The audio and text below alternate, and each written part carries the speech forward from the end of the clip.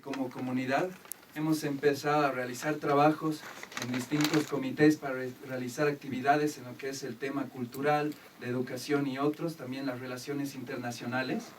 Y bueno, como pueden ver, ahora hemos conseguido esta sala gracias al apoyo de Claudio Sánchez y la Cinemateca Boliviana, y también agradecidos con Pablo Jankovic, que nos prestó esta película croata para que podamos verla. Le llegó directamente desde Croacia, como mencioné, y es una película de comedia, Los niños del cura, y por lo que me comentó Pablo, tiene bastantes galardones, ha sido bastante popular, entonces esperemos que sea una noche grata, llena de risas. Y bueno, también no nos olvidemos de invitarles a la cena que va a haber mañana de la comunidad, que va a ser en el restaurante Huacataya en San Miguel, a partir de las 7 horas de la noche.